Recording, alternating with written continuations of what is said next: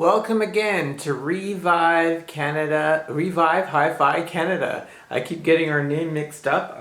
It's been a long morning this morning, but welcome to this video where we talk on the speaker feature about the Energy e-XL16b speakers. And here at Revive Hi-Fi Canada, we always try to look and promote this hobby that we really enjoy. I've been listening to different speakers for at least 20 years, but we've really gotten into this hobby and trying out different speakers at least for the last 5 years, and we've tried hundreds and hundreds of different ones, speakers, amps, and we'll be talking about different amp and speaker combos later. But lately we've been on a string of different speaker features, and the latest one here is the Energy e-XL16b, and we like to talk about speakers that you might find on the new or used market in your local area. The Energy e-XL16b is made right here in good old Canada, and you can pick these up on the used market for relatively good prices.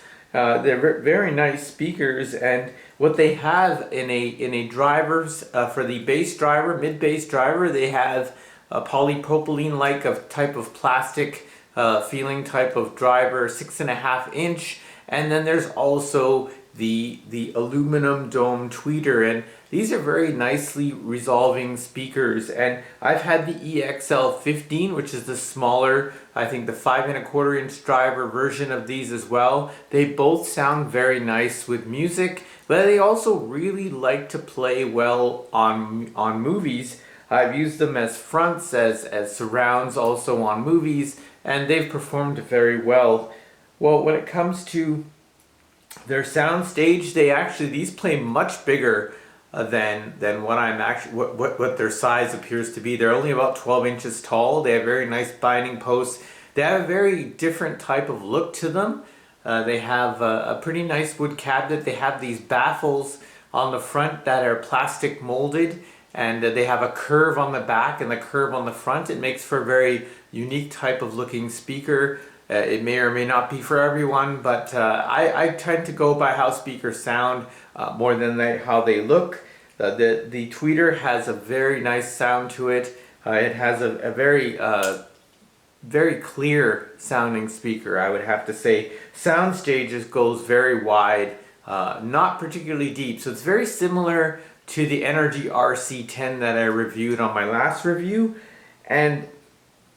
But I prefer these to the Energy RC10, to be honest. I really do like this speaker. They tend to be a little bit less trying harder they try a little bit less to try and get that bass down. It goes rated down to 50 hertz with a sensitivity about 91, so they're a bit more sensitive. They also have they don't look like they're trying so hard to get to the lower frequency as the RC10 did. The RC10 looked like it was working quite a bit harder than this e-XL16b. These tend to get to the lower frequency with ease.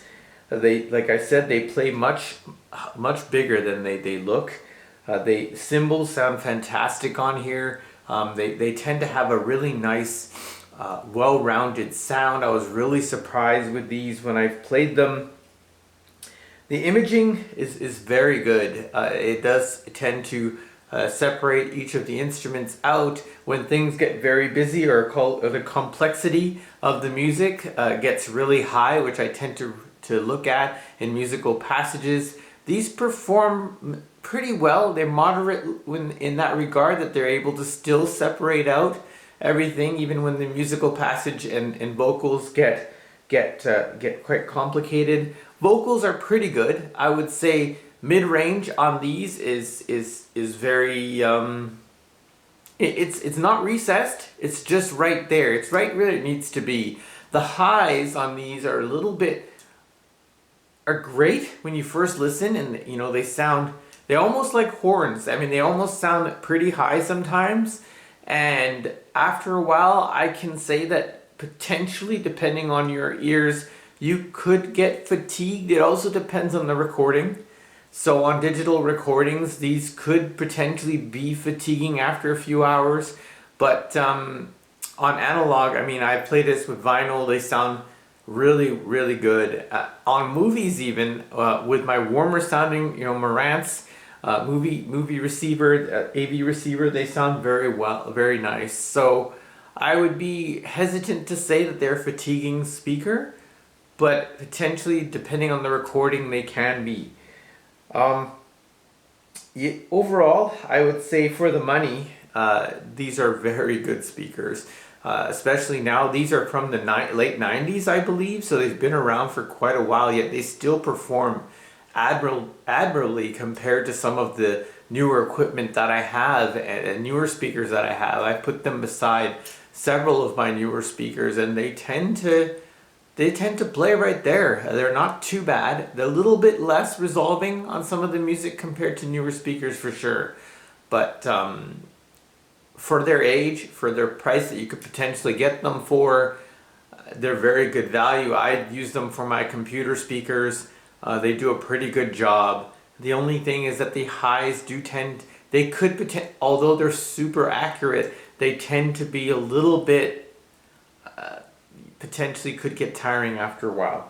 Well, thank you very much for listening. I try to keep these reviews short so you can get a bit of a story or a bit of a picture of the type of speakers that we're reviewing on a given day, and we really appreciate it. But remember always to enjoy the music. When I first started this hobby, we tended to look at all different speakers and different amps, and it was exhausting almost. It was an obsession of looking at which was the ideal sound that we were looking for, that we knew what it was, but we couldn't find it. So we tried to keep trying different speakers and amps, and now having a better understanding of this, for those of you who are getting started in this awesome hobby, just remember to sit back and enjoy the music sometimes as well. Thank you for listening.